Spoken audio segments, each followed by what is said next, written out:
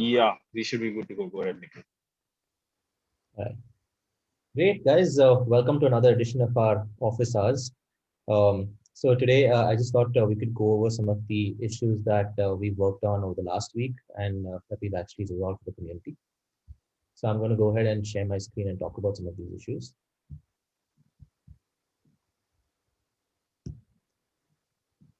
All right. So I think one of the issues that was plaguing a community member was that the modal values were not getting reset when the modal was opened. So what this means is configuring a modal like this, which was taking an input value from the selected row, on sort of editing the value inside the input over here and closing the modal. When this modal was reopened, it was showing the edited value, but not it was not getting reset with the previous value. So that was a slight mishap on our end, but we fixed that very quickly, and this is going to be shipped out this week itself. So the other feedback we got was around our S3 plugin. In the S3 plugin, we had a request to sort of, when we uploaded files, to being able to return the signed URL of the file that gets uploaded. So now what we've enabled is to sort of, to generate a signed URL for every file that is created. So let's go ahead and call this query file. And let's pick this from the file picker itself.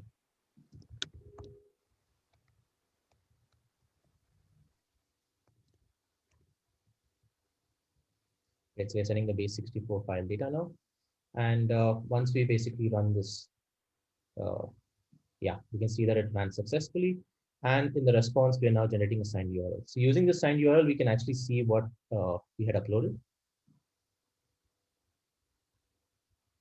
So let's make use of the measure here.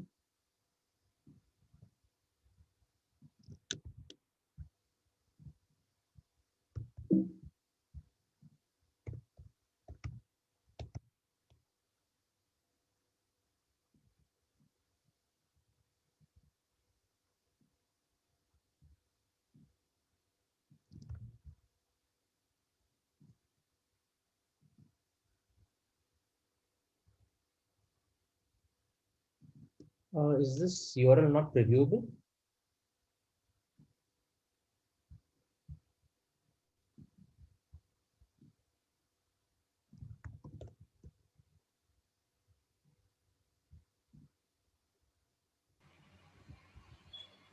Okay, this looks like this URL is still not public. I think we have to make this bucket public. Cool. So the other issue that we resolved for the community was around enabling mail to links for for navigation. So in this button here, I've actually configured a mail to link so that on clicking this mail to link, this directly opens my default mail provider. So now this is supported pretty much all navigation actions, and it's as simple as just adding the mail to link to the URL of the navigation function.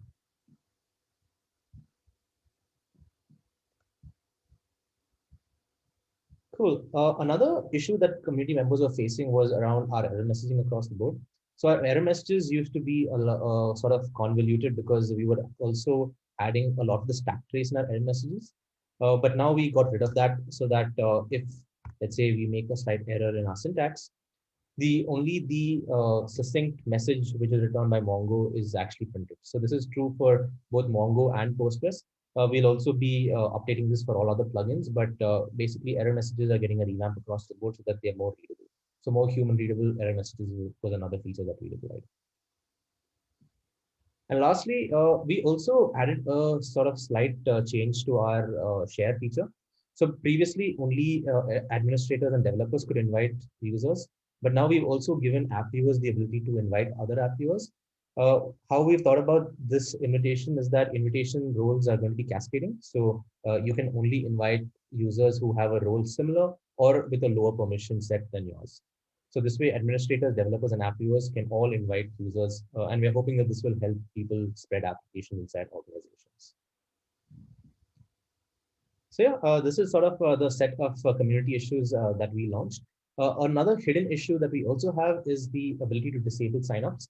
So now you can, if you would like to protect your AppSmith instance, you can go ahead and set the disabled signup form true. on your AppSmith in your docker.env file, and that will ensure that signups are disabled across the board. You can also restrict signups to only certain domains by enabling the allowed domains field and setting the domains that you wish to restrict the signups to.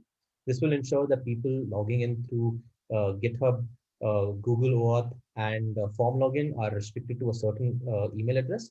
But just do note that these emails are not validated today, so you might want to only restrict this to Google OAuth. So these are the set of issues that we sort of solved for the community last week. I'm also going to go over a new exciting upcoming feature, which is our table widget. Something that you'll notice today is that our table widget doesn't have the option to configure a lot of column level properties. So that was sort of the big feature request that we took on. So today, every table column will now be configurable so that we can actually click on the properties over here and update the configuration of this table. So to give you an example, we can, let's say, append a value to this tables column by referencing the current row. So the current row is a mapper property that allows us to manipulate every row within this particular column. So we can say current row dot username, and we can, let's say, instead of having it split by space, we can go ahead and, let's say, replace space with a dash, for example. So we can manipulate columns across the board. We can also style each individual column. So assuming we want to, let's say, have conditional logic on the order amount, and we want to highlight the orders which have an amount greater than 10. So what we can do is convert the cell background to JavaScript and reference the order amount field using the current row value. So current row dot order amount, if it's greater than 10, what we can go ahead and do is set the background color to red. Otherwise, we can set the background color to, let's say, green. Yeah, so you can see that that conditional styling also begins to work out of the box. And pretty much every property of the table can be conditionally styled now. And the third thing we added was the ability to create custom columns. So we can also add new columns over here, calling this like a custom column. And this custom column can either have a derived value or it can also be a button. So we can now set the column type to a button. Previously, this was handled through a concept known as row actions. But row actions were very limiting because you couldn't convert them to JavaScript, primarily because they were an array of action objects, which was difficult to configure. But now having buttons at the column level makes them very easy to configure so that your on-click can now perform multiple different actions. So they can navigate to a particular location, as well as you can convert them to JavaScript and simply call different APIs or let's say show a particular alert over here. And it can also sort of, so I have to configure that as well.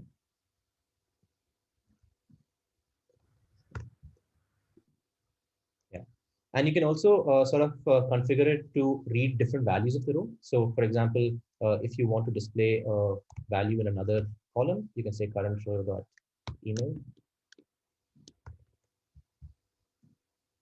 So, okay, this is an error. So this should actually only display the email of this row, but this feature is still in development, so we'll get that fixed. So these are some of the new features in the table where you can sort of have more control over the details displayed in each column. And you can also create derived columns now, which are interpreted from values of other columns as well. Cool. So that's pretty much it. That's a wrap for all the updates from the AppSmith community.